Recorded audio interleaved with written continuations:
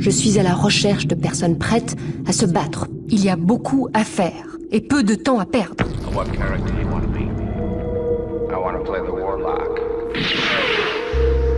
Mazes and monsters is a far-out game. Swords, poison, spells. La mort est une fin naturelle que chacun doit affronter. Final round. Fight!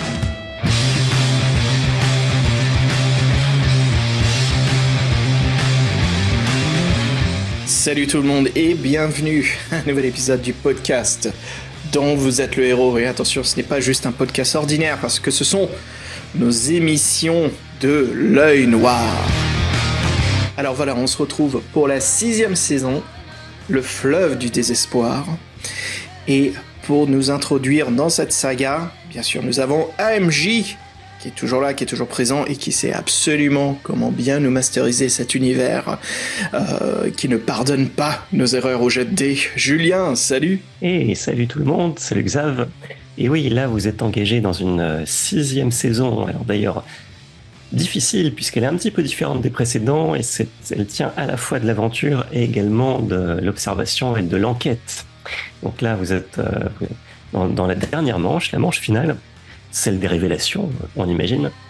Et voilà, on compte sur vous, puisque là vous êtes en plein combat, mais on se doute bien qu'ensuite on va avoir aussi besoin de vos petites cellules grises pour enfin comprendre tout ce qui se passe et ce qui arrive à la famille Angstrand si les auditeurs ont bien suivi les 2 premiers épisodes. Voilà, donc je sens que vous êtes chaud bouillant. Absolument. Et puis, bien sûr, mon acolyte, hein, comme j'aime bien dire Fred, le Moonblade à mon Stormbringer. Fred, ça va ? Ouais, ça va, on s'est un peu fait avoir comme des bleus la dernière fois. Je suis déçu de notre sagacité, nos pièges, de tout ça pour se faire avoir par des lutins malins. Donc là, on va se venger et puis on est bien accompagné parce qu'on a des guerriers dans notre groupe quand même. Faut pas exagérer. Dont un nain, pareil. Un nain qui est là. Hein, ah oui, donc ça veut dire que c'est à moi de parler. Oui, salut les aventuriers. Ce soir, on va tout casser, comme dit Fred. On va péter la baraque. On va savoir qui a tué le colonel Moutarde. Ça va être la folie à bord de la croisière qui s'amuse. Et méfiez-vous parce que j'ai fait un 4 à la suite lors d'un question pour un champion il n'y a pas longtemps. Donc ça va bien péter. Et en parlant de tout péter, D'Artagnan qui nous rejoint avec Lupo. Salut à tous, content d'être de retour. Et puis nous avons un invité d'honneur qui nous a rejoint donc au milieu de cette saison et qui sera là pour l'épisode complet, si je me trompe pas, Gilles. Oui, salutations, compagnons. Je suis Félier l'équilibriste, le volage luron. Ça me fait très plaisir d'être parmi vous, messieurs. Alors écoute, Gilles, là ça va être la baston bientôt. On compte sur Gilles quand même pour nous ramener des marteaux et surtout faire tomber des enclumes sur nos adversaires. Oh, que c'est mignon, que c'est mignon. Je vais lancer les dés du chaos pour ma réussite. Lui, c'est plutôt des tournevis qui volent. Hein. Et détruire dans ta gueule. Oui, ça commence. Alors attendez, avant que ça continue, je balance la parole à Julien. Julien, ouvre ton grimoire et vite, plonge-nous dans cet univers. Non, on va te crever la face. Allez, avant que ce soit le pugilat généralisé entre vous, je vous rappelle que vous avez quand même des ennemis extérieurs accessoirement, qui se disent « mais qu'est-ce qui se passe ? Pourquoi ils s'entretuent ?» Bon, mais non, voilà, nous sommes de retour. Et d'ailleurs, l'heure est grave, puisque vous étiez parfaitement disposés et en ordre stratégique pour essayer de défendre au mieux, cette fois-ci, les passagers. Et l'ennemi est arrivé de l'intérieur de la Terre. Ce sont des gnomes, à l'évidence, qui ont ouvert des tunnels, qui ont permis à vos adversaires d'émerger tout près des tentes et dans votre dos. Donc l'engagement avait déjà commencé pour Totrun et pour l'Aube. Et là, ça va être un engagement très rapide, puisque vous allez voir comment les choses vont se passer. Donc vos 3 compagnons sont en train de faire volte-face, donc Tarvis, Lupo et Féliel. Alors Lupo, lui, il va avoir un petit avantage dans l'affaire, parce que il n'était pas assoupi, contrairement à Tarvis et à Féliel. Donc alors que il profite d'ailleurs de sa compétence en camouflage, il se retrouve donc, on va commencer par toi Lupo, avec tes compétences de spadassin qui vont être mobilisées. Tu te retrouves justement face à une silhouette sombre qui est en train de faire tournoyer un sabre dans la nuit. Donc ça va être un jet d'engagement et ensuite je céderai la parole à Totron qui voulait s'exprimer. Mais d'abord, place au combat. Alors, déjà, donc c'est un engagement, comme tu es un spadassin, ça va se jouer au D20. Et il faut que tu fasses 12 ou moins, puisque là, tu es bien aguerri. Et l'ennemi en face charge un petit peu en mode bourrin. Donc, vas-y, on va voir si tu arrives. Ouais. Je fais 4. Eh ben écoute, voilà, tu es à peine ralenti dans ta course pour rejoindre tes compagnons. L'ennemi arrive en hurlant. Tu fais un geste de la main, un grand coup d'estoc, et tu te retrouves avec un gobelin empalé au bout de ta lame. Enfin. Voilà, tu l'as perforé en plein cœur, et donc tu grommelles parce qu'il te fait perdre du temps, le temps de retirer ta lame pendant qu'il s'écroule comme un paquet de chiffon sale, et tu pars à grandes enjambées rejoindre tes compagnons. Ça, c'était Lupo, un professionnel, on n'en a jamais douté. Maintenant, on se tourne vers Tarvis. Alors pour Tarvis, c'est un petit peu plus compliqué puisque tu étais légèrement assoupi, et puis voilà, tu te redresses et ta bonne charge en avant. Et là, donc, tu aperçois sur le côté une silhouette qui essaye de te barrer la route. Donc, comme tu es un magicien, alors toi, c'est un petit peu plus dur. Il faut que tu fasses 10 ou moins pour arriver à intercepter l'ennemi qui veut te barrer la route. Oui, j'ai l'habitude de faire mes petits combats quand même. Là, je vais essayer de lui rentrer dans l'art. J'ai foiré, j'ai fait 14. Donc ça, c'est la petite forme pour...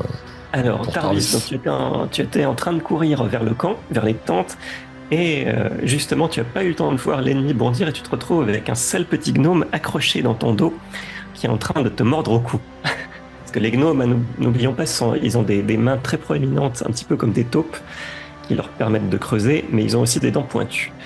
Alors, on va voir dans quelle mesure il a réussi à s'agripper. Ah oui, et puis alors il t'a méchamment mordu, donc tu es en train de crier en te secouant pour essayer de le désarçonner, mais tu perds quand même 3 points d'énergie vitale.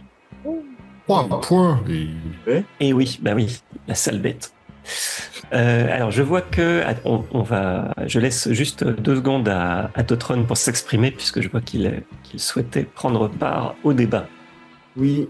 Alors attention, c'est des gnomes ou des gobelins? Parce qu'un coup tu dis gnome, gobelin, là faudra couper. Eh ben, il y a les deux. Ah, mais moi c'est un gobelin que j'ai attrapé alors là. Oui, exactement. Alors, pour l'instant, je reviens à Féliel, puisque Féliel, c'est le 3e qui revient vers le camp. Donc, pareil, toi, alors bon, tu es agile, certes, mais comme tu t'étais un peu assoupi à cause de cette très rude traversée en tonneau, on va voir là aussi si tu es en mesure de riposter à l'ennemi qui arrive. Alors, il va te falloir un jet d'adresse, mais plus 2. C'est-à-dire, tu vas rajouter 2 à ton chiffre des 20. De toute façon, tu peux même rajouter un plus 3 parce que, à vrai dire, la première chose que je pense, c'est par la chimère. Ils sont bons, ces petits champignons que j'ai gobés avant de dormir. Je pourrais peut-être en vendre à Ravenna. Bon, qu'est-ce qui se passe ici? Qu'est-ce qui se passe? Et je fais 3 plus 2, 5 sur 13. Bon, eh ben écoute, voilà, le sommeil t'a aidé à te remettre, puisque, quoique réveillé à l'instant, tu es en pleine forme. Et là, donc, tu as fait un très beau croc en jambe. Là aussi, alors, tu as arrêté dans sa course un gnome, cette fois-ci, également. Mais lui, il était moins heureux qu'avec Tarvis, puisque c'est toi qui as califourchant sur le gnome et qui vient de l'assommer d'un grand coup en pleine tête. Voilà, celui-là ne t'arrêtera pas.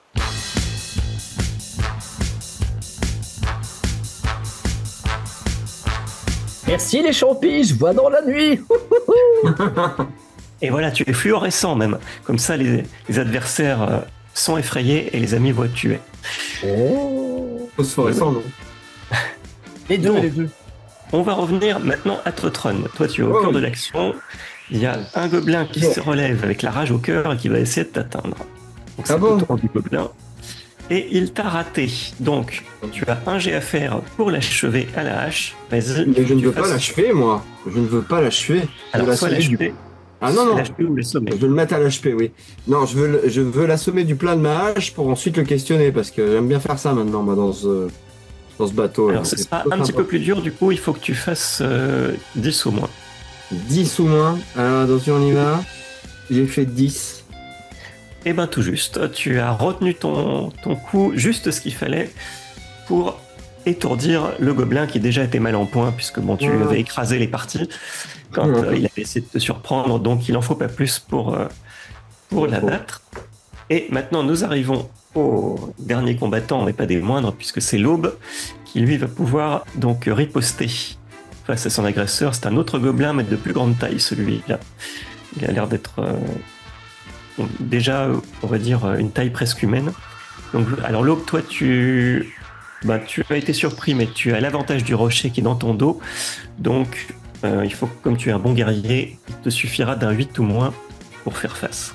Ok, très bien. Et je riposte avec mon épée, c'est ça? Est-ce que je peux utiliser mon arc plutôt avant qu'il arrive? Comme il est arrivé dans ton dos, là, non, c'est vraiment d'accord. Beaucoup. Ah, c'est celui qui m'a donné un coup de fouet là tout à l'heure. Ouais. Voilà, okay. Il t'a déjà légèrement blessé. C'est parti. Alors, tu m'as dit... excuse-moi, tu m'as dit combien ou moins? 8 ou moins. 8 ou moins. Ouf, aïe. Ok. Pas facile. J'ai fait un 4. Et ben voilà. Donc là encore, magnifique exemple de réactivité, puisqu'il croyait avoir l'avantage. Donc le gobelin charge. C'est un gobelin mutant, à l'évidence, parce qu'il était de grande taille, mais sauf que il ne rencontre que le vide en portant son coup de hache d'arme hérissé de pointe, et déjà tu es dans ton dos, et tu lui enfonces proprement ton épée dans la moelle épinière. Et le gobelin exsuda pendant que tu es en train de le larder. Double castration. La lame rentre dans le dos et ressort par le bas, si tu veux, par les parties. Parfait. Alors, c'est un engagement éclair, puisque entre-temps, donc, les différents passagers ont jailli de leur tente, y compris Ulfaran et son adjoint, Ogek. Et d'ailleurs, en entendant les cris, les rameurs ont mis des chaloupes à la mer et ils s'ouferment dans votre direction en vous disant « Vite, remontez là-dedans, dans les barques. On ne sait jamais, on ne sait pas combien ils sont à attaquer. » Donc, alors Ulfaran est en train d'arrêter l'ardeur des rameurs en leur disant « Attendez, il faut qu'on s'assure que tous les passagers soient là. » Parce que là, vous voyez que l'ennemi, bon, après cet engagement, l'ennemi est déjà en train de battre en retraite, enfin ceux qui ont survécu, parce qu'il y en a quand même plusieurs, 3 au moins qui sont tombés. Il n'y a plus que Tarvis qui est en train de se débattre, mais en entendant les cris et puis les hurlements des passagers qui sortaient de leur tente, le gnome a sauté très vite et s'est perdu dans les fourrés avant que Tarvis n'ait le temps de poursuivre le combat. Donc ça a été une confrontation. Reviens, gamin. On va s'expliquer, gamin. Reviens. C'est pour rire, gamin. Oui, c'est pour rire. Je me suis bien barré. Alors la priorité, oui, c'est de vous regrouper, parce que là, bon, à l'évidence, c'était un raid extrêmement rapide, mais l'ennemi a senti qu'il n'était pas de taille, comme vous avez riposté dans les points névralgiques autour des tentes. Donc, alors on va commencer donc par ceux qui sont les plus près des tentes. Donc en l'occurrence, Totron et l'Aube. Qu'est-ce que vous faites? Alors, Totron, je prends la parole. Là, ça va être très simple. Moi, l'autre là, il est à terre. Je l'attrape par le pied et je le traîne, tu sais, comme Obélix là. Quand il a un romain. Et puis je vais aller vers la tente. C'est laquelle des tentes où ça hurle le plus? Alors, il y a 2 tentes où ça hurle. Donc, il y a la tente D, donc c'est parce qu'il y a 2 groupes de tentes. Hein. Le groupe où il y en a 3, le groupe où il y en a 2. Donc, il y a la tente D qui est isolée. C'était la tente de Trull et de l'elfe Réo. Non. Et l'autre tente où ça crie, mais les cris ont cessé, c'était la tente de Nina et d'Hélène Alwing. Je suis à côté de la cette petite tente, et sa moi. prof. Oui, moi je suis à côté de cette tente là, donc je vais voir la tente C là. D'accord. Avec l'autre en train de traîner l'autre par terre là. Alors tu traînes l'autre, de toute façon, qui est dans les vapes, hein, qui est en train de gémir. Je vais lui poser Donc, des questions. Tu soulèves l'entrée de la tente, et là, les choses vont mal. Tu vois, les 2 femmes sont allongées à terre, face contre terre, l'une et l'autre, et tu vois que l'arrière de la tente a été fendu. Mais j'ai pas vu ça, moi. Parce que rappelle-toi, il y a un moment, je vous avais demandé de faire un jet d'intelligence, et là, malheureusement, vous n'avez pas réussi à repérer l'endroit où l'ennemi était en train d'émerger, en fait. C'était ça l'enjeu de... Ouais, bizarre. Donc, quoi qu'il en soit, voilà, tu as la tente a été ouverte par l'arrière, alors, et les deux femmes gisent à terre. Alors là, pour l'instant, tu vois ce spectacle-là. De ton côté, alors l'Aube, toi, tu es près du même groupe de tentes. Donc, par contre, c'est Féliel qui va pouvoir aller voir ce qui se passe dans la tente où ça hurle encore. On entend d'ailleurs la voix de Trull, cri rauque. Et là encore, quand tu rentres, alors la tente, elle a été ouverte à coups de sabre, à l'évidence. Là, ça a été encore plus expéditif plutôt que pour la tente des deux femmes. Et Trull est recroquevillé dans un coin. Bon, il a l'air sain et sauf, mais Réo, qui était avec lui, hélas, a perdu la tête. Il y a le corps de l'elfe posé dans un coin et la tête à un autre endroit. Oups. Je veux pas le pleurer, moi, parce que mon ex, comme je disais la dernière fois, s'appelait comme ça, donc je veux pas le pleurer, lui. What the fuck? Mais j'avais dit la dernière fois, la touffe. La touffe étrangleuse. Ouais, elle avait le même nom de famille. Bon, là, j'en ai trop dit, hein, si elle écoute. Donc, je doute fort qu'elle écoute un podcast s'il y a des mecs qui jouent un jeu de rôle, mais bon, qui sait? Peut-être. Elle a tout changé, hein. Voilà, donc si on elle écoute avec son nouveau mec, c'est ça, qui se dit, mais quand est-ce qu'il va crever, le nain? Jamais.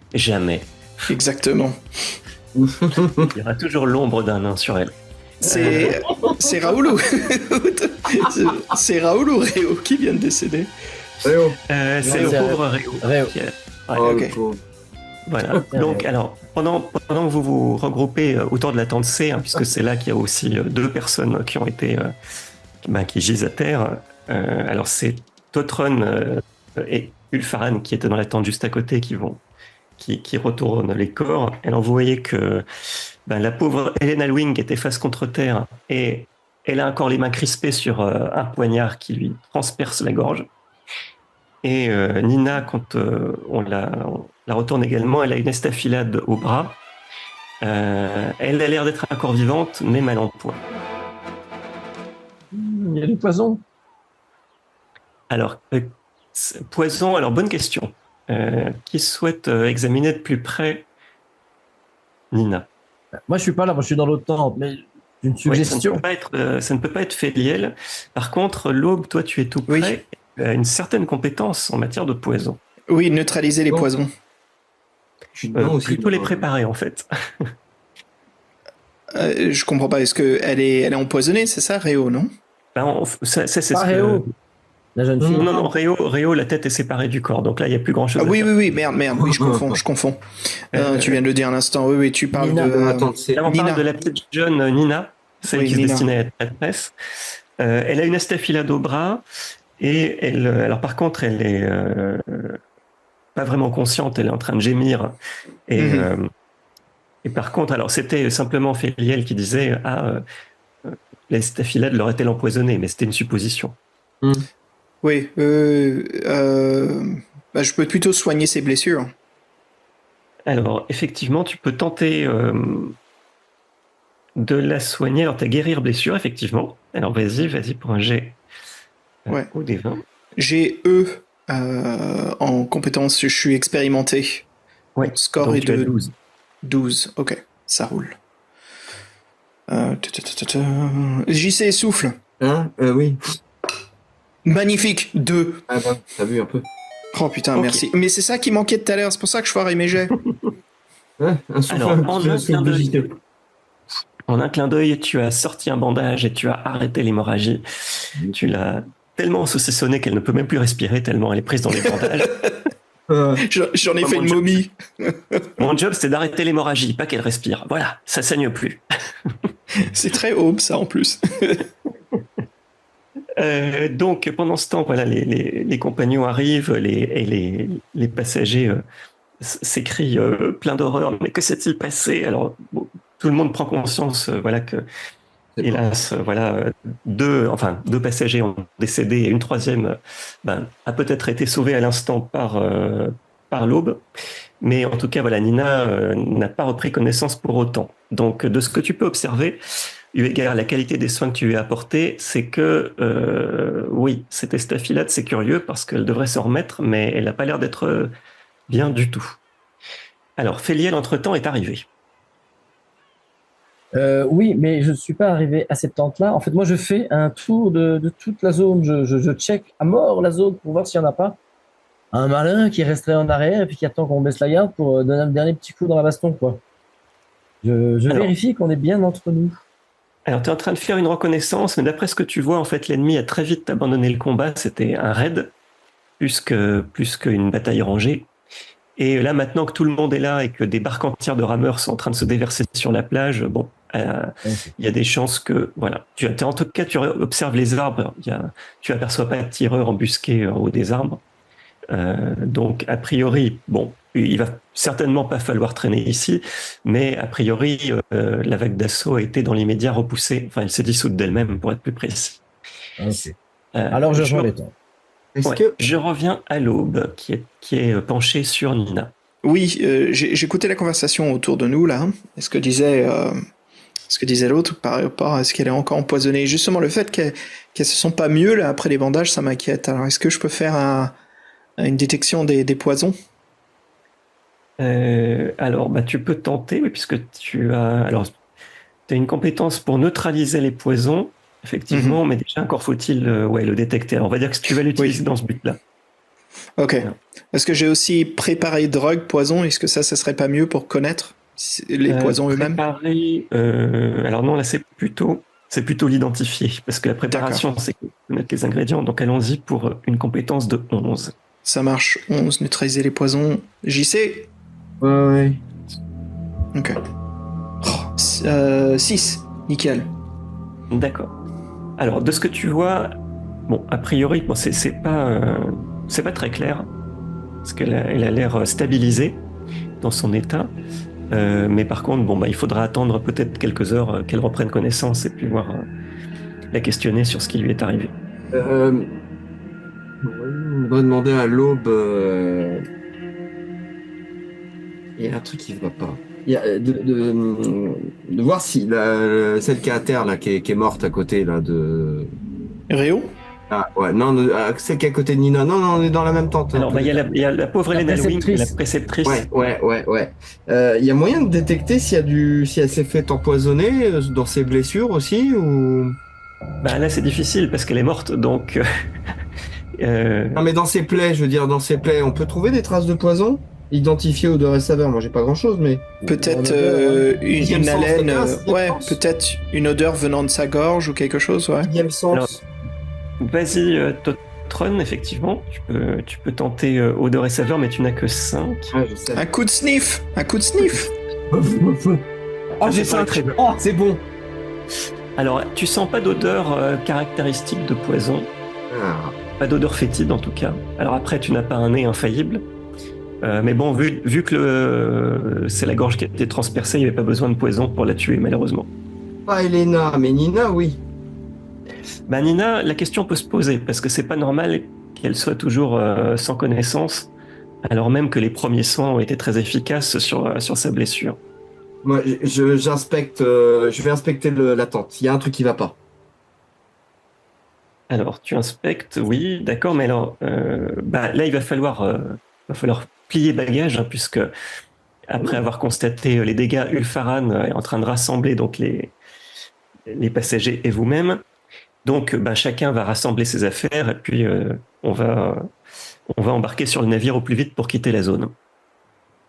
Alors, chacun, de toute façon, va ratisser le contenu de la tente. Donc, de cette manière, tu pourras rien rater. A priori, tu voyais pas d'objet à terre, hein, donc. Je peux pas le faire. Ouais. J'ai cachette, non. Je vais regarder l'ouverture de la déchirure. Dans la tente. Oui. Alors, qu'est-ce que tu regardes? Je sais pas, je regarde s'il y a comment ça a été découpé, s'il y a des trucs autour de la déchirure. Manifestement, ça a été découpé au coutelas.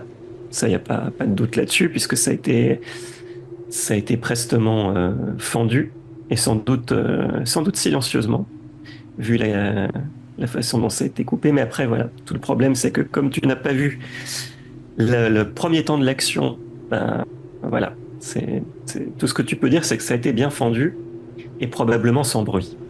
Il y a des traces autour de la déchirure, du poison, du sang, quelque chose? Ben non, pas de poison et pas de sang. Ah. Je m'approche. Il devrait y avoir quelque chose, il devrait y avoir des traces. Ben pourquoi? Si l'ennemi est rentré par là, logiquement, le sang est giclé, mais ensuite, il n'y a pas de... Dedans, dehors, il n'y a aucune trace de sang. Non, ce que je veux dire, c'est que si l'ennemi est entré, ça a été fendu, et que les deux femmes ont été blessées ensuite, bah, c'est normal qu'il n'y ait pas de sang sur la déchirure. Dans ce sens-là, c'est normal, si tu veux. Et dans le sens inverse, il y a un truc qui va pas. Bah, dans le sens inverse. Pourquoi ce serait dans le sens inverse? Parce qu'il n'y a pas de trou de gnome à l'intérieur de la tente, si c'est ça la question. Et la déchirure est grande ou petite? Parce que si c'est un gnome qui est sorti, ce serait une petite taille. C'est une grande déchirure, une petite? Bah après, ça dépend de qui l'a fait. Parce qu'il y a des gobelins, il y avait des grands gobelins, il y avait des gnomes. Donc la déchirure, bah, c'est, j'allais dire, taille moyenne. Ouais, je vais passer mon tour, mais je vais réveiller l'autre con là pour lui poser des questions. Alors, donc, Féliel, pendant ce temps, voulait intervenir. Pendant que Alors là, vous êtes en train de rembarquer dans les chaloupes, en direction du navire. Et moi, avant d'embarquer, je vais quand même chercher mon gobelin là, que j'ai assommé, que j'ai lié avec un lien de cuir. Ouais, qu'assommé, il est pas mort, je vais le choper, on va l'interroger, Ouais, j'ai le mien aussi. Ouais. Le plus de gobelins on a, et le plus on rigole. Alors, vous avez des prisonniers. Un orc aussi. Hein. Vous avez des prisonniers que vous embarquez, en effet, avec vous. On a un orc aussi. Et avant de partir, on a fouillé les cadavres des gnomes ou des gobelins ils ont peut-être un signe de reconnaissance, un rôle. Hein. Ah oui. Une grande bannière du chaos, je sais pas. Alors non, c'est pas. Ils ont pas l'air d'être. Ça a l'air d'être une association ponctuelle en tout cas. Ils n'ont pas de signe particulier de reconnaissance, pas de mauvais œil en flamme tatoué sur la paume de la main. Donc bon, a priori, ils ont l'air aussi anonymes que les pirates que vous avez combattus précédemment. Bien, donc vous êtes en train de repartir alors que le petit jour est en train de pointer. Vous êtes rentré tant bien que mal à bord du navire. Les passagers sont choqués, évidemment, ça crie un corps, puisqu'ils découvrent que 2 d'entre eux ont succombé, et qu'une 3e est en mauvaise posture. Alors d'ailleurs, le petit Rank se fait fort également de soigner sa sœur. Et voilà, donc, est-ce que vous souhaitez, alors est-ce que certains d'entre vous veulent intervenir, discuter avec les passagers, avec le capitaine ou autre? Moi, je vais près de Nina Heimstrand et j'essaye de la... je sais pas, elle est toujours inconsciente? Bah là, pour l'instant, oui, elle est toujours inconsciente parce que là, elle a l'air d'avoir de la fièvre en plus. Ok, j'arrive. On a ramené à bord le corps de Helen Alwing. Oui. Ok. Et sa cabine, elle a une cabine sur le bateau? Alors, la cabine, si vous voulez, vous avez ramené aussi son matériel. Helen Alwing, elle est herboriste. Le corps de l'elfe, on l'a ramené aussi, avec la tête? Oui, la tête posée sur le ventre. Et les bras, les mains autour de sa propre tête. Voilà.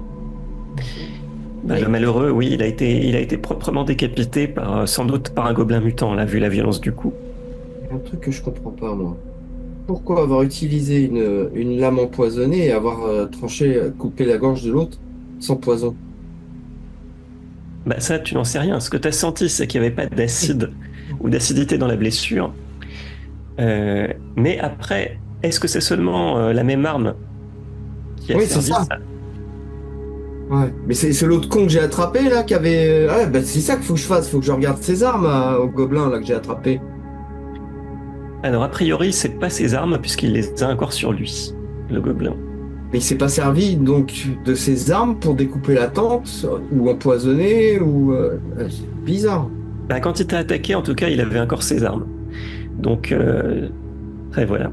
Et elles correspondent pas aux déchirures, enfin aux coupures ou au poison sur l'autre. La poison, vous en avez pas repéré. Vous en avez pas repéré, donc... Alors, je vois que l'Aube veut intervenir. Pardon. Ouais, j'essaie de repérer un petit peu ceux qui sont restés un peu plus discrets là, vu ce qui s'est passé. Parce que moi aussi, je vais pas trop causer. Donc j'essaie de voir. Est-ce que Tarvis et Lupo sont un peu dans le même endroit sur le bateau là? Vous êtes un peu regroupés? Bah, tu peux leur faire signe de te rejoindre, hein, de toute façon. Ouais. Je fais un petit hochement de tête à ceux que j'arrive à voir, parce que je sais que Féliel et JC ils sont en train d'enquêter sur les cadavres, donc j'essaie plutôt de trouver les autres pour causer un peu. Donc ouais, si j'imagine, bon, enfin si vous vous approchez de moi, j'essaie de m'isoler un peu sur le bateau pour pas qu'on nous entende. Et puis d'une façon très discrète, on dirait qu'on est en train d'éliminer tous les descendants de cette famille. Et si on suit l'arbre généalogique, j'ai bien l'impression que les prochains à tomber seront soit Rank ou soit Ezida.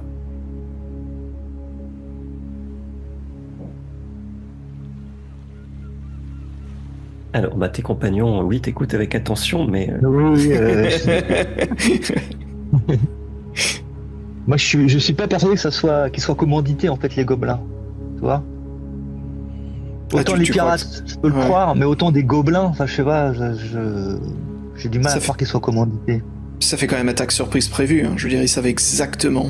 Oui, mais est-ce que, comme c'est un camp qui est prévu sur le parcours, est-ce que c'était pas à cause de ça, tout simplement, qu'ils étaient là, quoi? Tu vois? Qui savait qu'on allait s'arrêter là? Ah ben, Ulfaran savait que vous alliez vous arrêter là, mais après, c'est une halte assez courante. C'est ça, voilà, c'est ça que je voulais dire, c'est voilà. Tu penses que c'est pas lié, le fait que... Parce que s'ils veulent nous piller, ils auraient pu faire ça dans le silence. Je veux dire, le bateau, il était à l'horizon, ils auraient pu s'occuper des rameurs et monter directement dessus, comparé à nous, bande de guerriers qui sont équipés jusqu'aux dents. Oui, c'est vrai, tu as raison aussi, qu'ils nous ont pas pillés, ils ont juste tués. Oui, c'est vrai. Ce qui m'inquiète... Ouais, oui, mais... Tu penses pas que c'est ciblé, car là, si on regarde un petit peu les pierres tombales, on a quand même Elena. Non, mais je suis d'accord. Nina, ouais. C'est ça qui m'inquiète. Donc, moi, je propose... J'ai juste du mal à croire que des gobelins soient commandités, mais effectivement, pourquoi ils nous auraient attaqués, quoi? Si c'est pas pour nous voler, Ah oui. Il y a le Gilou qui lève la main. Oui. Ouais. Bon, d'abord, juste pour le petit commentaire de ce qu'on vient de dire, qui savait qu'on allait aller là? Je ne crois que c'est une étape habituelle. Enfin, ils ont quand même pas organisé un raid sans savoir, en fait, je pense. Et alors, à qui profite le crime? À l'intérieur de la famille ou à l'extérieur? Mais à un moment donné, tous ces gens qui meurent, il y a des héritages, il y a des secrets, il y a des secrets de famille. Et moi, c'est pour ça que je voulais te demander si c'est possible, discrètement, à un moment donné. Est-ce qu'il y a moyen de fouiller dans les affaires de la vieille, de Elena, là, de fouiller dans ses Hélène Alving, là, de fouiller dans ses carnets, dans ses notes de coup, que sais-je, dans ses paplards, en fait. Elle doit en savoir des choses sur la famille. Alors la vieille, c'était plutôt. Voilà. C'était la préceptrice de Nina. Alors effectivement, tu vas me faire un petit jet de. Là, pour le coup, d'intrusion, Féliel, puisque c'est une intrusion dans ses affaires personnelles. Mais t'es un bon, toi. T'es bon, toi. Et je fais 1. Et tu sais qui est le coupable. Donc, il a fait un inventaire. Alors, vous l'avez vu, vous n'avez même pas compris comment il a fait. Il a fait un inventaire en regardant ailleurs, uniquement avec les doigts. Donc il y a les doigts qui ont été animés d'une vie propre et qui ont fait l'inventaire de tout le pactage en l'espace de 3 secondes d'Hélène Alwing. Putain. Et il revient vers vous et il vous liste à l'oreille ce qu'il a inventorié en 15 secondes. Il vous liste une vingtaine de potions, d'herbes médicinales, la composition. Voilà, il n'avait pas beaucoup d'argent sur elle. Et il vous dit, il y a juste cette fiole là vide dont je ne comprends pas trop l'utilité. C'est le seul objet que je n'ai pas identifié. Donc une petite fiole, effectivement, dont le contenu a été vidé. Hein? Tu l'as refait là, pardon, une fiole quoi? En fait, Féliel a fait un inventaire, il a trouvé les accessoires d'une arboriste classique, pas de carnet de notes, un peu de monnaie, ça n'a pas grande importance, de toute façon la monnaie a disparu dans les poches de Féliel, il n'y a aucun problème, elle n'a jamais existé, Évidemment. d'ailleurs il n'y a jamais eu de monnaie. Et par ailleurs, la seule chose qui le fait tiquer, c'est qu'il y a une petite fiole qui est vide au milieu des autres préparations. Il voit pas très bien ce qu'elle fait là. Il y a encore quelques gouttes de liquide, mais aucune odeur particulière. Poison, ça? Bonne La question. drogue, ou une drogue. Qu'est-ce qu'elle avait avec cette petite? Ça, c'est les accessoires d'Hélène. Oui. Attends. C'est plus de la petite. Identifier odeur saveur, ouais mais non, si ça sent rien en plus, ce bordel là. La Nina, elle est capable de parler? Non, justement, là, elle est apparemment dans un rêve de fièvre. J'aimerais concocter quelque chose pour aider sa fièvre. Est-ce que je vous la garder? Est-ce que peut-être qu'elle sait qui c'est ou elle a des détails à nous donner qui est son attaquant? Et écoute si elle parle dans son délire. Ah. Oh. Donc voilà, ces découvertes qui vous laissent quand même un peu perplexe. Et vous entendez que voilà, alors les passagers sont en train de discuter avec aigreur entre eux. Alors certains ne sont pas contents parce que Trull, pour changer, n'est pas content parce qu'apparemment il estime que vous n'avez pas protégé une fois de plus leur groupe. Voilà. D'autres s'interrogent au contraire sur le fait que ces attaques se produisent à échelon rapproché. Il y a un petit peu les mêmes. Ça, c'est plutôt Isida qui se pose la question un peu comme vous, en se disant mais est-ce que c'est curieux quand même une attaque sous forme de raid, ils n'ont pas cherché à insister. J'ai l'impression que ils viennent, ils tuent, ils repartent. Et regarde les autres membres de sa famille d'un air soupçonneux. Est-ce que nous serions ciblés spécialement et dans quel but? Commence un peu à m'énerver tout ça. J'ai juste envie qu'on les plaque au bord du bateau, une épée au cou, cause, sinon t'apprends à nager sans tête. Une fois que vous les aurez tous passés au fil de l'épée, il n'y aura plus de problème. Je peux faire juste quelque chose de divinatoire, Julien, qui je sais pas si ça aura un résultat positif ou pas. Mais comme j'ai fait précédemment, j'aimerais juste tirer la première. Je sors mon jeu de tarot de ma cape et je voudrais juste tirer la première carte. D'ailleurs, j'ai pas remélangé ce jeu depuis la première carte. C'est comme les princes d'ambre, ça, c'est bien ça. Je sais pas, comme vous avez vu, mon personnage il est un petit peu il y a ça dans les princes d'ambre. C'est Lasny. Cool. Les tarots, il explique ce qui va se passer et tout. Ouais, c'est un peu ce que même si c'est un peu la croyance de Holo, mais peut-être que ça dira rien du tout non plus. Ouais. Dis-moi, alors, est-ce que je peux faire quelque chose? Ouais. Tire la carte.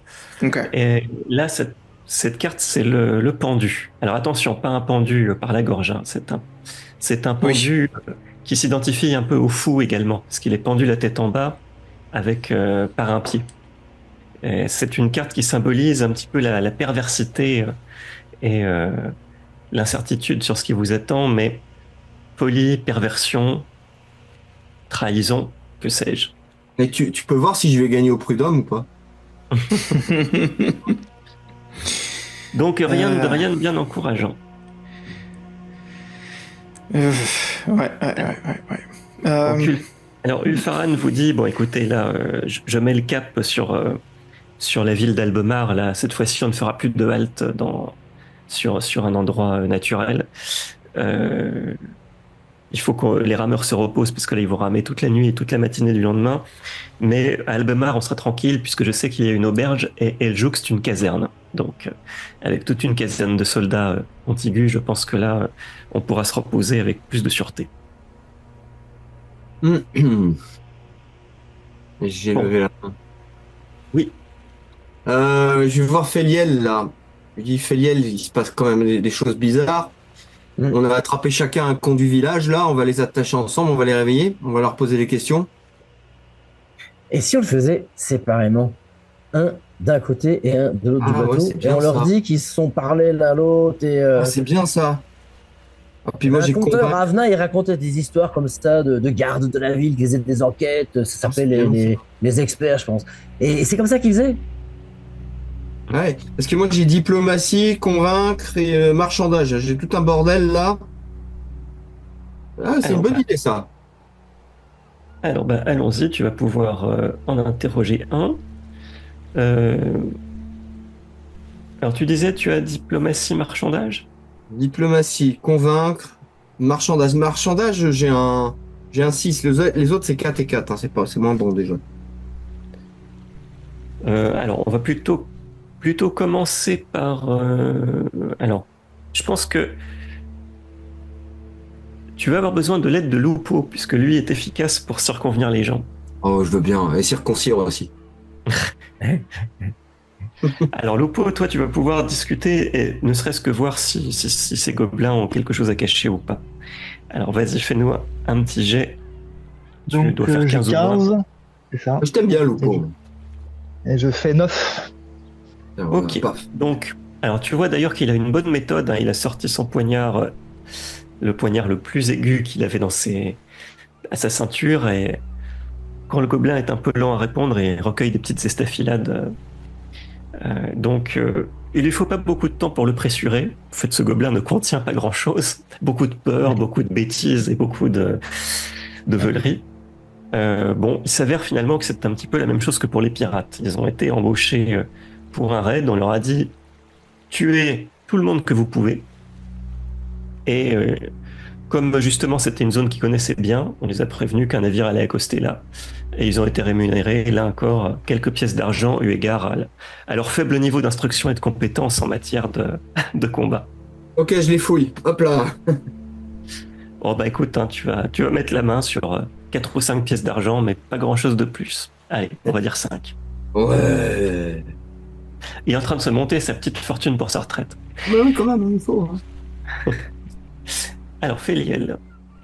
Eh bien, moi, de mon côté, je fais mon petit spectacle, mon petit show, et je dis au gobelin que l'autre a parlé, qu'il a balancé, que on sait que c'est lui, en fait. On sait que c'était lui le chef de la bande, que l'autre copain, il a dit que c'était lui le chef, et c'est lui qu'on allait faire payer le plus cher, en fait. C'est lui qu'on allait torturer toute la nuit. C'est lui. On allait lui faire brûler ses oreilles, on allait lui arracher les poils de son nez, lui foutre dans le fion. Et je lui dis, au-dessus de toi, il y a le gars qui t'a engagé. Si tu veux qu'on t'épargne, balance-nous le mec qui t'a engagé. C'est qui vous a dit qu'on arrivait? C'est qui a été averti? C'est qui vous paye? C'est qui vous récompense? Sinon, je t'arrache tes doigts un par un, je te les fais bouffer. Alors, le gobelin a pris des sacrés colis en t'écoutant. Donc, il va falloir éponger tout ça parce que voilà, il a une diarrhée de malade. C'est la méthode belge, hein. Voilà. Alors, ce que tu arrives à comprendre, c'est que c'est un bandit non identifié, mais en tout cas humain, qui a traité avec le chef des gobelins et des gnomes et qui les a rémunérés une misère, en fait, finalement, pour effectuer ce raid sur le camp. Voilà. C'est un homme, une femme? Un homme. Un bandit non identifié humain. Un homme. Ouais. Alors, Lupo, tu voulais intervenir. Ouais, je voulais demander au capitaine si les passagers étaient au courant qu'on allait s'arrêter à cet endroit-là. Il en leur avait parlé ou c'était courant ou Oh, bien vu, bien vu. En fait, les passagers, notamment Trull, voulaient des arrêts réguliers. Donc, c'était l'arrêt le plus proche. Et puis, j'allais dire, c'est un arrêt qui est très courant pour les navires, donc ouais, d'accord. C'est difficile parce qu'en fait, il vous a pas spécialement détourné de votre route. L'attaque des pirates, c'était dans le goulet d'étranglement entre les grandes falaises, et là, c'est un endroit, en fait, où classiquement on peut. Oui, c'est connu, quoi. C'est connu de tout le monde qu'on peut s'arrêter, d'accord. Okay. Ouais. Un arrêt pipi. En quelque sorte. Alors, l'aube. C'est toi l'arrêt pipi. C'est toi qui vas pisser derrière les poubelles, hein. Moi je dis pas non. Je vais voir le Tarvis qui est assez silencieux, et puis je vais juste me poser à côté de lui, puis en m'adossant contre le rebord du bateau, je lui demande et toi t'es plutôt discret, c'est quoi ton opinion sur tout ce qui se passe? Oui, il y a un trade parmi eux. Maintenant, il y en a aucun qui veut le parler. Donc, par élimination, on va savoir qui c'est. Ce sera le dernier. Non, j'ai ces trolls que je sens pas. Il a fait buter son copain Elf et je pense qu'il faudrait travailler le frère pour savoir quelle est la nature de leur rapport entre lui et eux et Trull. Mais bon, je suis peut-être pas le plus compétent pour le faire cracher, je sais pas. Après, c'est bizarre, pourquoi avoir tué Hélène et pas Nina, quoi. C'est ça, c'est Nina. Hein. Ouais, je suis d'accord. C'est vrai que c'est... Ouais, non, mais je suis complètement d'accord. Oh là là. Alors, ça peut être pour plusieurs raisons, effectivement. Oui. Je comprends que bon. Elle s'est peut-être défendue, Nina, hein, peut-être de la vieille. Hein. Mais est-ce qu'il... Ah, la vieille, attends, on récapitule. Ah ouais, bien joué, c'est vrai. On récapitule. La vieille, elle avait quand même une bouteille louche. On ne sait pas encore avec quoi dans ses affaires. La petite, on l'a retrouvée malgré les premiers soins, elle a du mal à s'en remettre, elle a été ou droguée ou empoisonnée. Qui savait qu'on allait arrêter là? Vraisemblablement, la vieille. Entre autres. Et je rajouterais, la vieille n'est pas de la famille, donc aurait pu être très bien payée pour...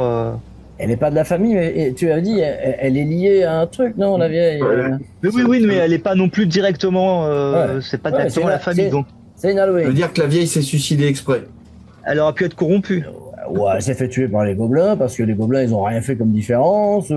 Elle devait... peut-être qu'elle voulait profiter du truc. Ou c'est peut-être... Elle s'est fait tuer par la petite, hein, par Nina. Hein, ouais, c'est ça. Elle l'a tuée, la vieille l'a blessée. On n'en sait rien, en fait. Elle est morte comment, la vieille? C'est pas un coup de couteau? Alors, ben voilà, plein d'hypothèses intéressantes. Et la vieille a pleuré où? Non, elle était trop loin. Réo a tué la vieille avant de se suicider. C'est ça. C'est totalement logique. De 12 coups de couteau dans le dos. Alors, du coup, on va reprendre à l'étape suivante, hein, puisque pendant que vous discutez fiévreusement de toutes ces hypothèses, voilà, il a bien fallu aussi que vous retourniez dormir le reste de la nuit pendant que le navire se déplace. La traversée du lendemain se passe heureusement sans histoire. Et donc vous accostez à la ville d'Albemar. Donc c'est à l'auberge qui s'appelle l'auberge de l'amiral Sanin que les passagers vont aller se remettre de leurs émotions. Donc les passagers qui sont de moins en moins nombreux, donc il y aura besoin de moins de chambres. Alors vous-même, vous n'êtes pas tenu d'occuper des chambres, mais ça va être à votre convenance, sachant que donc Isida ne souhaite pas dormir avec son oncle parce que Trull veut la chambre de luxe. Donc il souhaite dormir seul. Donc Isida va dormir avec sa tante Ella Manders. Par ailleurs, Rank va veiller sur Nina, qui est toujours qui a sombré dans le coma. Les choses ne se sont pas arrangées pour elle. Donc le pouls est irrégulier et la fièvre est toujours là. Donc avec ses petites compétences d'apothicaire, Rank espère enfin venir à bout de ce qui cause l'inconscience de sa sœur. Et le dernier elfe, lui, l'elfe survivant plutôt, peut également occuper une dernière chambre. Alors vous-même, d'ailleurs, vous avez le choix. Qu'est-ce que vous souhaitez faire? Alors sachant qu'on est dans une auberge où il y a une caserne qui est toute proche. Donc il y a des soldats qui ont l'habitude de festoyer dans la salle en dessous des chambres jusqu'à une heure avancée de la nuit. A priori, peu de risque de ce côté-là. L'aubergiste vous dit qu'il n'y a pas d'autre chambre de libre, donc c'est à vous de voir si vous voulez vous entasser avec les passagers dans leur propre chambre, à condition qu'ils soient d'accord, évidemment. Mais vous pouvez aussi dormir également, soit dans l'arrière-boutique ou même, pourquoi pas, devant les portes des chambres des passagers.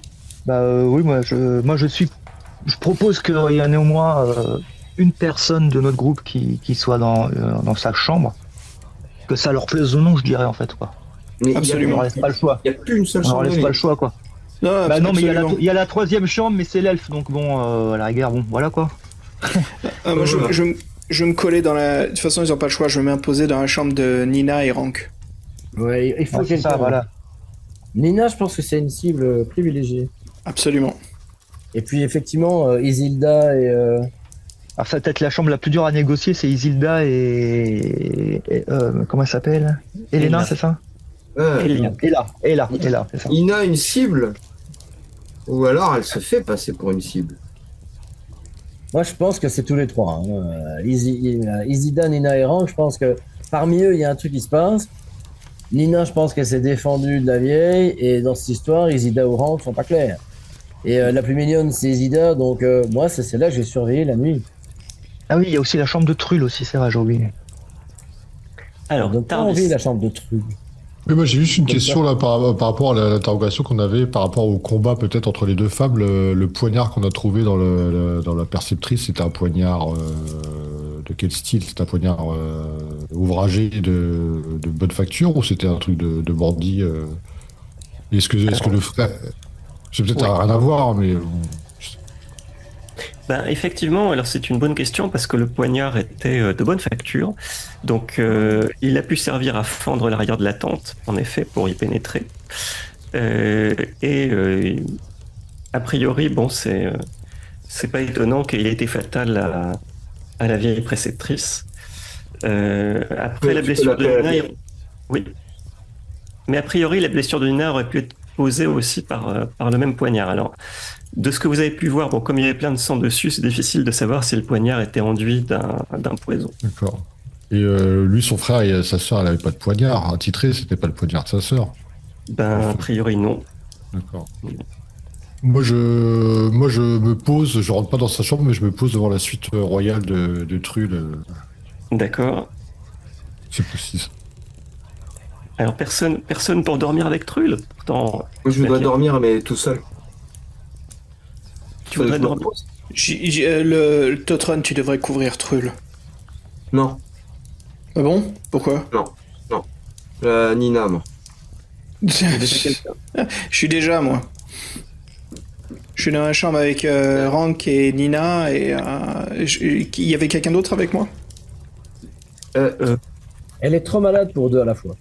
Attends, moi, comment si quelqu'un peut rester dans le couloir, ce serait bien. Je lève la main. Merde. Attends, il y a D'Artagnan qui voulait parler avant. Alors vas-y, Lupo. Oui, Tarvis veut rester devant la chambre de Trull. Est-ce qu'il y a accès par les fenêtres? Enfin, tu vois ce que je veux dire? C'est à l'étage, c'est... Alors on peut il n'y a pas d'accès, on peut facilement boucher les fenêtres, hein, c'est en hauteur, donc on peut verrouiller les fenêtres de l'intérieur. Après, personne ne... Pardon, vas-y, excuse-moi. En fait, vous voulez même pas demander. En fait, il a pas dit qu'il voulait dormir seul. Il a juste dit qu'il voulait la chambre de luxe. C'est tout. Oui, non, mais c'est parce que personne n'est trop motivé pour s'occuper de lui, visiblement. Donc, savoir si peut-être juste Tarvis devant la porte, ça suffit. Il n'y a peut-être pas besoin d'être avec lui, quoi, tu vois. S'il n'y a pas accès autrement que par la porte. Moi, j'ai plutôt envie qu'il ne sorte pas, lui, pour guetter s'il sort. Oui. C'est pas lui le tueur. J'ai bien compris que c'était ton suspect numéro 1. Oui. C'est Trull, le tueur. Ce serait quand même intéressant. Parce que dans l'organigramme généalogique, on voit quand même que ceux qui vont hériter de Frédéric décédé, c'est Nina et Rank. Si Nina et Rank disparaissent, c'est la branche Trull et Isida qui vont y gagner. Donc, si ça tombe, c'est un bête familial. Trull, le père, veut que sa fille hérite, ou sa fille, juste Isida, elle veut pas que ses cousins héritent. Et puis, donc, ce serait peut-être intéressant d'avoir un petit œil sur Trull aussi. Mais moi, j'aimerais que couvre la mignonne. Ouais, le patriarche n'est pas mort encore non plus. Hein. Oui, puis il y a toute une famille à côté qui s'est fait trucider, qui n'a rien à voir avec là, donc c'est plus profond que ça, je pense. Tout ça, c'est des histoires de consanguinité charentaise. Voilà, non, mais là, qu'on choisisse où on veut l'être, et puis il faut attendre la nuit, quoi. Il faut que ça avance. Oui, voilà, tout simplement, je pense. Voilà. Alors, je voulais poser une question, moi, pour les chambres d'hôtel. Là, tu disais qu'il y avait... Tout était plein, hein, les chambres étaient toutes prises, là. Alors, qui dort à côté de qui? Alors, les chambres, déjà, elles sont contiguës, mais elles n'ont pas de porte de communication entre elles. Ok. Voilà. Déjà, on ne peut y entrer que par une porte, qui est la porte du couloir. Donc, par rapport à ça, alors, donc je sais que l'Aube, toi, tu dors avec Rank et Nina dans leur chambre. C'est ça? Voilà. Ouais, c'est bien ça. Ouais. Tarvis, tu montes la garde devant... Tarvis monte la garde devant la chambre de Trull.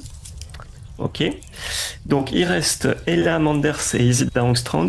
Qui est-ce qui monte la garde ou qui dort directement dans leur chambre? Comme elles sont deux, il faut absolument qu'on soit dans la chambre. Elles sont deux, donc. Moi, je propose, moi j'ai dit, moi je veille sur la. Enfin, je veille. Je surveille Isida Angstrom. Ouais. Et donc. Ouais, on fait ça. Ok. Ok, dans ce cas-là, on reste dans le couloir, moi. Mais Tu t'occupes de Hela, voilà. je sais pas. Mais les chambres, ils sont tous voisins, ils dorment tous une chambre à côté les uns des autres. Enfin, je veux dire, toutes les chambres sont les unes à côté des autres. Oui, c'est dans le même couloir, ouais. Ah ouais. C'est pas un Il y a immense. quelqu'un dans le hôtel. couloir alors là?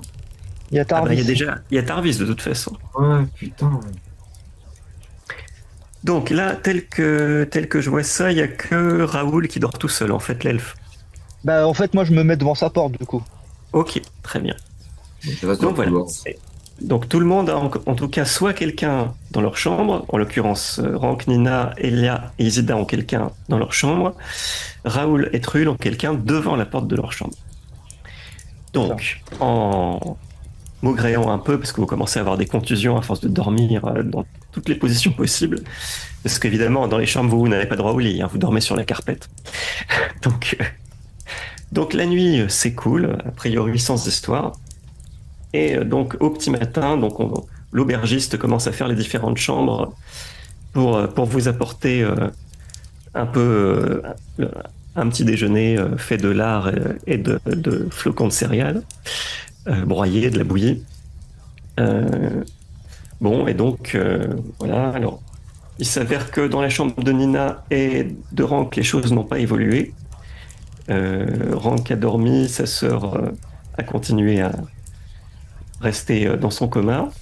Du côté d'Elia Manders Isida, pareil, vous les avez tenus à l'œil, d'un seul œil certes, mais ça n'a pas bougé. Donc par rapport à aux deux chambres qui restent, donc on frappe chez Raoul qui ouvre et on frappe chez Trull qui ne répond pas. Oh, je vais encore passer pour le boulet, moi. Tout ça, ce que je voulais pas dormir avec lui. Oh, regret éternel. Oh, c'est oups, la boulette. Alors, on ouvre la porte qui était pourtant...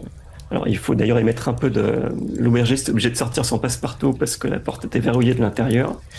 Et à l'intérieur, eh bien, Trull est toujours allongé dans son lit.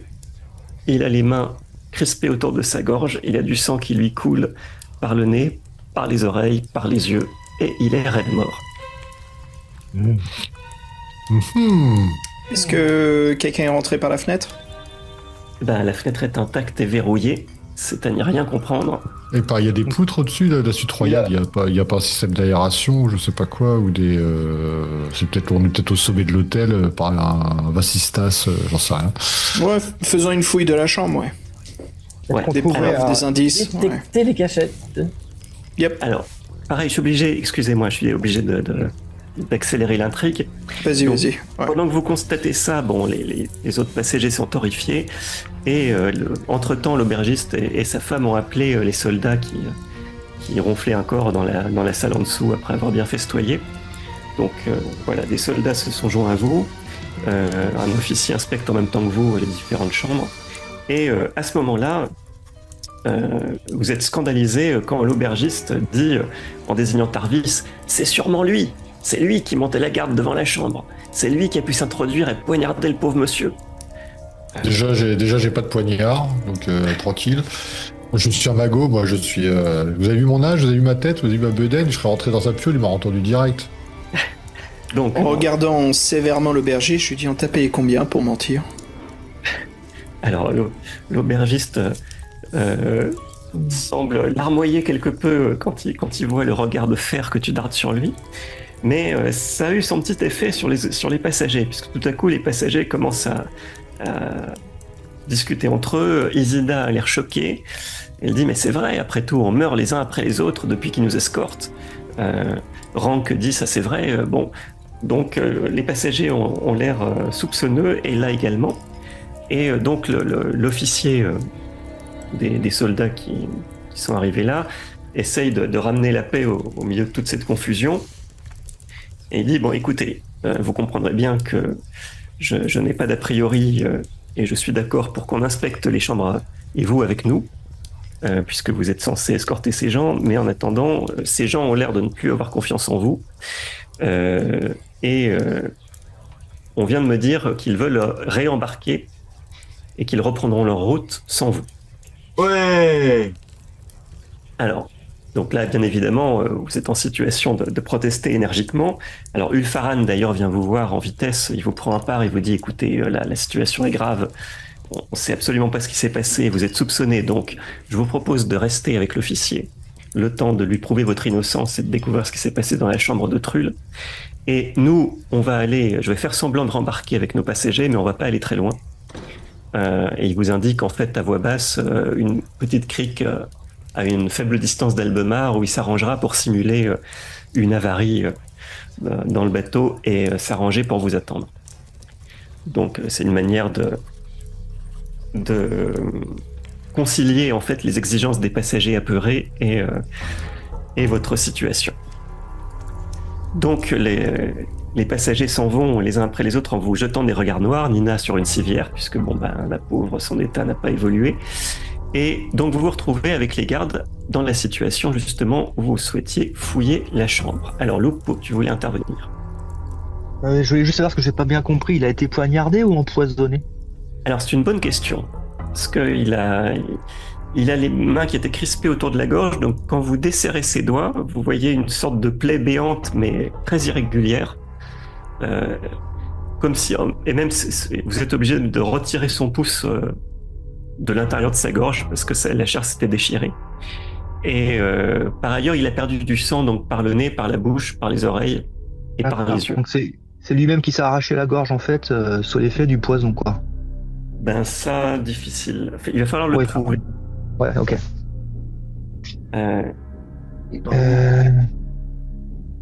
Peut-être Aube connaît un poison qui aurait pu provoquer ça, comme c'est un spécialiste, si j'ai bien compris.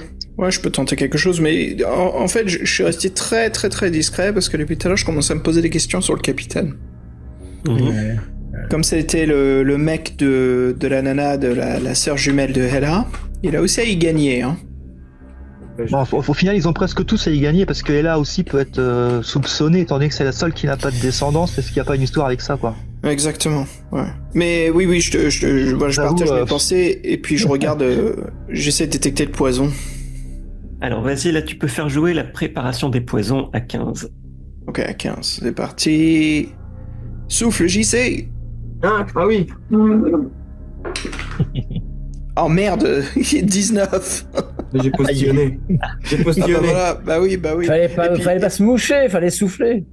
Et puis mon dé il a rebondi, il est sorti du bol, donc... Alors, toi tu es dubitatif, parce que tu te dis, mais cette plaie en même temps, ça correspond pas à ce que je connais.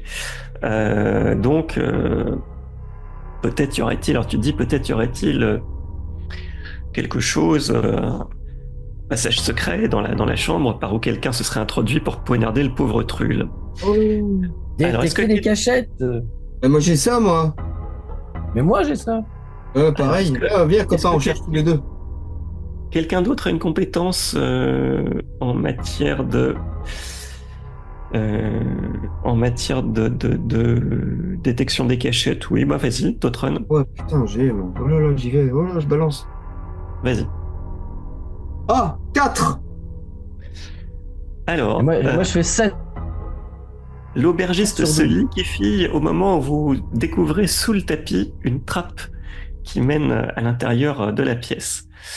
Et là, alors vous le regardez en disant, mais comment as-tu pu oser poignarder ce pauvre homme? Et là, l'aubergiste s'écroule en larmes en disant, non, j'avoue, je suis un voleur. Je l'admets, je l'avoue, je pensais le voler, mais il était déjà mort quand je suis passé par la trappe, je le jure. Cette trappe, en fait, c'est où? Cette chambre de luxe, c'est utilisé pour détrousser les voyageurs les plus riches. C'est ce que je propose à ceux qui ont la bourse bien garnie. Et pendant la nuit, je m'introduis par la trappe quand les gens dorment bien, et je m'arrange pour prélever leur bourse. Mais j'ai jamais tué personne dans mon auberge. Et ils te payent en pièces d'argent aussi, toi? Non, là c'était mon initiative, je le jure. Je voulais pas le tuer. Elles sont où tes pièces d'argent? Vas-y, file-les-moi. Vas-y, D'Artagnan. Vas-y. Alors vas-y, Lupo. Ouais. Si j'ai bien compris, il saignait du nez aussi, c'est ça? Tu disais des yeux? Ouais, des yeux, du nez. Donc c'est un poison. Enfin, moi, je peux dire que c'est un poison. Ouais, absolument. Donc, est-ce qu'on peut pas voir ce qu'il a mangé ou bu? Enfin, déjà voir une preuve s'il y avait une coupe ou je ne sais quoi, une assiette, j'en sais rien.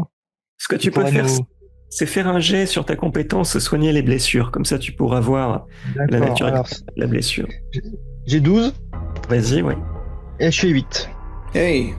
Eh ben écoute, là, Lupo va vous mettre d'accord en disant non mais là, c'est pas une blessure infligée de l'extérieur. Il a fait une hémorragie interne et il s'est ouvert la gorge en se crispant les mains sur sa gorge. Donc c'est un poison. Il y a plus de doute maintenant, parce que vu l'hémorragie qu'il a frappé de l'intérieur. Et là donc du coup maintenant. C'est le jumeau, le coupable, c'est le seul qui a des connaissances en médecine. Il est en train de s'empoisonner. Rank devient numéro 1, oui. Ouais. Et alors d'ailleurs, je vais avoir besoin de nouveau de l'aube. Tu peux du coup faire un... C'est Rank, ouais. Maintenant que tu as été relancé, tu peux faire un jet de neutraliser les poisons pour avoir une idée de la nature du poison. Vas-y, fais un jet à 11. 11, je jette. Nickel, 3. Alors là, tu découvres une information très importante, c'est qu'il n'a pas été empoisonné cette nuit.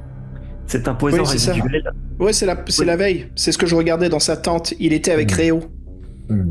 Alors même, tu es pas sûr que ce soit... Alors, difficile à dire. En tout cas, ce qui est sûr, c'est qu'il n'a pas été empoisonné cette nuit. Le poison a fait son effet de manière relativement lente. Donc, voilà où vous en êtes de vos cogitations. Donc, vous avez prouvé votre innocence à l'officier et aux gardes. Et donc, on vous laisse, avec des chevaux, repartir au galop, rejoindre l'endroit où Ulfaran vous avait donné rendez-vous, puisqu'il vous avait dit qu'il arrêterait le navire volontairement. Donc... J'y vais pas, moi. Alors, non, moi je reste à proximité des survivants. Ils sont repartis avec... tout le monde est parti. Oui, ils sont là-bas. Okay. Juste... Donc vous filez au grand galop jusqu'au navire. Et là, vous découvrez sur la plage donc les passagers qui ont mis pied à terre et sorti leur tente, et ils ont l'air encore plus mortifiés que quand vous les avez quittés. Et Ulfaran lui-même vous prend à part et vous dit on a encore perdu quelqu'un. Non mais littéralement l'aube il est mort de rire quoi. Je me marre quoi. Alors ils sont bien désolés parce qu'ils comprennent que vous étiez innocent évidemment, mais en l'occurrence le quelqu'un s'est suicidé. Pendant la traversée, un moment où on était en plein milieu du fleuve, je n'ai rien pu faire pour l'empêcher. Je ne sais pas ce qui lui a pris. Rank est sorti manifestement saisi de folie. Il s'est griffé le visage, il s'est griffé la poitrine et il s'est mis à hurler. Et j'ai vu qu'il avait dans les mains la petite fiole vide, celle que vous aviez retrouvée dans les accessoires de la vieille dame, la vieille préceptrice. Et avant de se jeter tête la première dans le fleuve, il a eu le temps d'hurler j'ai compris, pas du poison, pas de la guérison, de la tromperie. Que les dieux aient pitié de moi. Et il s'est jeté dans le fleuve. Raoul a essayé de plonger pour le retrouver, mais il s'est noyé. Oh, putain. Alors, c'est réglé. Il est du mort et puis il s'est jeté à l'eau. Eh ben, merci beaucoup encore tout le monde pour cette 6e saison. Bien. Attendez. C'est vraiment bien. Vous avez 5 minutes désormais pour essayer à partir de là de désigner le coupable, puisque maintenant ça ne peut plus être Rank. Rank est mort. Il a participé, c'est un maillon de la chaîne, il se fait tromper quoi. Il a à l'évidence découvert quelque chose. Il a dit, en montrant la petite fiole vide, pas du poison, pas une potion de guérison, de la tromperie. Et il s'est suicidé. Il était dans le coup. Et moi je pense qu'il s'est fait manipuler, tu vois. Oui. Et la vieille, Helen Alving, elle a servi elle a fabriqué une potion qu'elle lui a fait croire étant soit du poison, soit une potion de guérison. C'était pas ça, elle s'est bien foutue de sa gueule. Et donc, à mon avis, lui, genre, en voulant guérir quelqu'un, en fait, il a empoisonné ce quelqu'un, ou... C'est pas un truc comme ça. Ni poison, ni guérison, pourtant. Qu'est-ce qu'il dit? Il dit de la tromperie. Mais de la tromperie, de quelle manière et envers qui? Bonne question. De toute façon, vous n'avez plus que 3 membres de la famille. Il vous reste Isida, il vous reste Nina, et il vous reste... Et dans le coma. Et là. Qui est toujours dans le coma, et il vous reste... Et là. Il reste plus que 3 minutes aussi. Et Raoul, mais bon, il n'est plus de la famille, il n'est pas de la famille. Et Raoul, mais qui n'est pas de la Raoul, famille. il est mort noyé. Mais Bah non, il a essayé de sauver Rank, mais il n'y est pas arrivé. Donc voilà, vous avez... Maintenant, on va jouer ça en mode Sherlock. On les arrête tous. Quelle est votre hypothèse? Qui a une hypothèse développée là, qui veut partager? Moi, je dirais juste que ça ne regarde peut-être que mon impression, mais moi, quand la nouvelle de sa mort et que la famille était liée, la famille qui était décédée, j'ai oublié son nom, elle avait l'air vraiment surprise et peinée. Et là, sa jumelle. Ouais, c'est sa jumelle. Donc moi, je vois que la menthe religieuse, la beauté empoisonnée, Isida. Isida, pour moi, ça peut être qu'elle. Ouais. Plus c'est facile de c'est facile de charmer Rank et c'est facile de se faire passer pour la petite dernière ingénue. Oh là là, elle a une position, on la tire à la sympathie, je sais pas. Alors, moi je pense elle les a séduits parce qu'elle est super mignonne. Elle a réussi à convaincre Hélène par rapport à cette potion. Elle a réussi à convaincre Rank de faire un truc qui s'en rendait pas compte quoi. Elle l'a manipulé. Et le bilan, c'est le bordel. Mais je pense que c'est Isida. Ah oui, d'accord, oui, effectivement. Rank a été persuadé de créer la potion en fait qui au final a empoisonné. C'est ça la tromperie. Ouais, c'est ça. Ouais. Qui a tué son oncle Trull, ouais. Et elle, avec ses connaissances d'herboriste, elle a peut-être manipulé la potion, elle a peut-être transformé, je sais pas, elle a peut-être customisé la potion ou tout simplement fait autre chose qui ne s'attendait pas. Elle a empoisonné l'une ou l'autre. Il n'y a qu'une seule façon de... Ouais, moi je veux bien la charger et mettre mon pied sur son... On peut pas les confronter, ouais. Je sais pas. Ah non, mais vas-y, j'y vais. Tu sais quoi, j'y vais. Je fonce vers elle. Désolé, trop tard.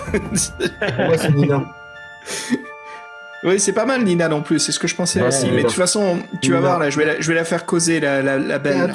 Il y a eu un truc bizarre dans la tente là, l'histoire de la déchirure, il n'y a pas de traces de sang, qui est pas. Normalement, il aurait dû y avoir du sang autour de la déchirure. Parce qu'il n'y a pas eu de baston. Il n'y a pas de traces de sang autour de la déchirure de la tente. Et ça, pour moi, pas normal. Oui, ça en interne, dans la tente. Ça des vagues, des souvenirs d'une vieille aventure, c'est ça. C'est vrai que se mettre en catalepsie pour dire je me suis fait attaquer, moi aussi je suis pas responsable, c'est une bonne technique. Hein. Et en plus son frère il serait plus touché, je pense, par la trahison de sa sœur que par de la tromperie. Ouais, de la tromperie, c'est ça. Ouais, c'est ça la tromperie, peut-être bien. Vas-y, et puis il faut pas oublier que la préceptrice de Nina, voilà, c'est aussi la maître des potions et des poisons, hein, et Hélène. Oui. Alors donc vous m'avez fait... Quelle est votre proposition? Il va falloir passer à une hypothèse ferme. Vous avez une personne à accuser, mais vous n'avez pas droit à l'erreur. Mais elle est réveillée, Nina la dormeuse. Ça va. Il n'y a pas de lien entre Rank et Isida, donc c'est ça qui fait bizarre s'il dit de la tromperie. C'est une histoire d'héritage, les enfants. Et vous en souvenez, au tout début, quand on arrivait dans le bateau, ils étaient au gaillard d'avant, il y en a 2 qui parlaient, c'était Rank et Isida, non? Oui, et qui lui a dit, je l'ai noté là, il lui a dit, attends, je te sors la ligne là. Je comprends mieux le pauvre. Oui, mais il parlait de la mort de Birgit là, en l'occurrence. Voilà, il parlait de la mort de Birgit. Oui, on n'était pas sûr par rapport au capitaine. C'était ça. Ouais. Moi, ce que j'avais compris sur le coup, mais je me dis peut-être qu'en fait c'était autre chose. Donc, Alors, nous sommes en démocratie. Ceux qui pensent que c'est Isida, levez la main. J'avoue, j'en ai aucune. Personne. Personne. Ok. Donc, ceux qui pensent que c'est Nina, levez la main. Ouais. On peut lever la main, regardez. Alors, écoutez, j'ai déjà la majorité absolue. Attends, D'Artagnan, oui, là, franchement, je sais pas. Elle n'arrive pas à voir. Ouais. Donc vous êtes 4 contre 5 à accuser Nina. Eh bien, écoutez, les auditeurs ont peut-être leurs propres hypothèses. Eh bien, messieurs, vous avez gagné. Bien joué. L'hypothèse de Tarvis était la bonne. Cette traîtresse de Nina s'était elle-même mise en catalepsie avec cette petite fiole pour se faire croire hors de combat, alors qu'elle avait d'ores et déjà empoisonné Trull 2 jours plus tôt. Et cette petite traîtresse avait l'intention, en effet, d'assassiner les membres de sa famille les uns après les autres pour toucher l'héritage d'Ellenreich, le patriarche qui les attendait et qui était lui-même très âgé et à l'agonie. Et enfin, Nina a assassiné sa préceptrice qui avait découvert une partie de ses plans et s'est retrouvée prise au dépourvu, obligée de simuler la rentrée d'un gobelin dans la tente, en fendant la tente non pas de l'extérieur, mais de l'intérieur. Eh bien, bravo. Petit malin, JC. JC qui nous a rafraîchi la mémoire, là. ou plutôt intégrer quelques graines. Non, mais après, félicitations à Tarvis, hein, parce que la catalepsie, ce n'était pas dans le scénario d'origine. Ça, c'est moi qui l'ai ajouté pour corser un petit peu. Ah ouais, d'accord. Bien joué. Voilà, donc voilà. On m'a donné la puce à l'oreille. Hein. Ouais. Voilà, il y avait aussi. Oui. Donc bravo pour vos capacités de déduction. Et puis c'était très chouette d'entendre vos hypothèses. Hein. Je pense que les auditeurs ont apprécié aussi. C'était facile. J'ai déjà vu cet épisode de Columbo. Moi. Et c'est absolument ça. C'était vraiment un moment Columbo à la fin là. Eh ben écoutez, franchement, merci à tout le monde. Ce fut quand même une saison 6 vraiment intrigante, bien différente des précédentes saisons, et ça a rafraîchi. Alors un par un autour de la table, Gilles, t'es arrivé en milieu du chemin, et ton Féliel nous a quand même avancé des preuves et des déductions qui étaient quand même très importantes à résoudre cette énigme. Ce fut un plaisir de t'avoir parmi nous et on espère voir Féliel peut-être dans une prochaine aventure. Je sais pas, pour l'instant j'ai trouvé une bouteille vide. Je suis frustré, j'en veux plus. À la prochaine. Et puis JC alias Totron, là Totron, je te sentais un peu plus blasé. Est-ce que c'est le fait de savoir qu'il y a une famille qui se trahit qui a dérangé notre pauvre Totron autant? Ah, moi, je sais pas, il y a de l'audience à cette heure-ci, là, on nous écoute beaucoup ou... Ouais, les histoires, je disais les histoires consanguines du Nord ou de Charente, moi, de toute façon, c'est pour... Donc, je vais retourner vomir devant le bastingage, là. Allez, bonne soirée. Lupo s'est bien montré très important à ce groupe. Oui, bon, écoute, j'ai fait ce que j'ai pu, même si au final j'étais le seul à pas voter pour Nina, en gros. Donc, bon, pas terrible. Bon, mais sur la fin, j'avais des doutes sur tout le monde, donc pas facile, quoi. J'ai même cru que c'était moi. Mais c'est toujours bien de pas n'avoir de déduction si on n'a pas tous les preuves. Hein. Moi, je trouve ça plutôt... Ouais. Moi, je te jure, je pensais vous allez... après, ce serait moi. Et après que j'espère pouvoir rejouer avec vous, honnêtement, hein, si l'occasion se présente, j'espère. Ah bien sûr. Cette mouture des doigts cassés là, elle a fait son chemin aujourd'hui. Je pense qu'on a plein de choses à... En fait, en plus, on n'a pas été payé, donc on mais bon, on va être payé des clopinettes là, donc il va falloir renchérir sur d'autres aventures, donc on a besoin de... S'il y a des nouveaux Patreons qui veulent participer, je laisse la place, évidemment, que tout le monde puisse en profiter, quoi. Et un de ces quatre va falloir faire une aventure avec tout le monde, Laura, tout ça, la Fabien. en temps réel, ouais. Il faudra qu'on se voit tous en un Battle Royale, tu sais, ton personnage. Battle Royale. Du PJ versus PJ. Et puis, bien sûr, Julien, franchement, je sais que c'est un scénario ultra difficile à faire en si peu de temps. Et on a bien vu qu'à la fin, non seulement t'as écrasé la pédale, mais tu l'as très bien géré, ce virage. Merci beaucoup pour ton travail que t'as fait dans cette 6e saison. Bah écoutez, surtout merci à vous, parce que voilà, je ne savais pas dans quelle mesure vos hypothèses allaient porter. Alors, je savais bien que JC tirait dans le bon sens, mais encore fallait-il le démontrer. Et c'est ce que vous avez fait quand même, parce qu'au début vous étiez parti sur Isida, vous avez passé en revue les motivations, et finalement vous avez retrouvé le bon mode opératoire de Nina, ce qui vous a mis sur la voie. Donc, ce qui n'était pas, encore une fois, dans le livre d'origine. Puisque, pareil, dans le livre d'origine, Trull était tué au couteau, mais d'une manière différente et qui était difficile à justifier, en fait. Donc, Fred, il a balancé toutes les hypothèses. À chaque fois, il voyait que c'était les elfes. Alors, moi, pour une fois, j'ai été gentil avec les elfes. J'y ai pas cru une seconde. Voilà. Ils servent à rien, je sais pas pourquoi ils étaient là. Ils servaient à se faire tuer. Oui, voilà, c'est ça. Rien, les elfes. Ça sert à rien, les elfes. En tout cas, vous avez gagné des points de Sherlock, des points de Colombo. D'accord. Oh, super. Les experts d'Avena. Des points de Poirot aussi pendant qu'on y est. Mais écoutez, Isida, c'est Isida, c'était le brouilleur de piste classique, quoi. La belle qui, tu penses que c'est de l'attention, et puis finalement, non. C'est très très bien. Voilà. Bah, écoutez, messieurs, tout le monde, ce fut un plaisir de vous avoir. C'est quand même toujours très très triste que l'on se quitte. Mais voilà, c'est donc la dernière campagne de l'Œil Noir pour cette année 2025. Et quelle façon de finir sur l'innovation, sur ce scénario. Ça change et ça fait du bien de se creuser les neurones plutôt que de lancer des jets de dés qui foirent pour certains d'entre nous. Mais là, je crois que là, JC, si ça te dérange pas, garde ton souffle parce que je vais en avoir besoin pour la 7e saison. Ah bon? Oui, tu es obligé d'être là, faut que tu t'es le talisman, le porte-bonheur. On peut pas faire une saison 7 sans JC, maintenant t'es là depuis le début. Ah oui, pardon, j'avais pas compris le message. Et donc, nous nous retrouverons pour le tournoi des félons. Oh. Et ben, Battle Royale, c'est parce que j'ai dit. C'est ça, c'est exactement, voilà. Foreshadowing, parfait. Donc, tu vois, lui, D'Artagnan, il y aura de la place, hein, ça va être vite fait régler, quoi. On fait mourir 3 persos la première séance, on en ramène 3 autres à la deuxième, ça va le faire. Et ben voilà, l'aube tire sa dernière carte du tarot, qui est donc le roi des pentacles. Je vous remercie encore à tous de votre participation et surtout de cet amusement qui est maintenant enregistré à tout jamais. Voilà, on saura à quel point on s'est bien marré. Encore merci à nos contributeurs, nos Patreons et nos auditeurs. Merci de votre soutien et de votre écoute. Et puis pour ceux qui sont dans les Patreons ou ceux qui s'intéressent, il y aura toujours un 400e. Une digestion, et là je sens qu'on va avoir pas mal de choses à se raconter. J'ai hâte d'entendre tout ce qu'a à dire Julien sur cette saga. Allez, sur ce, on vous dit à la prochaine. Salut tout le monde, ciao. Et bonne nuit, hein. Bisous. Au revoir. Arrivederci.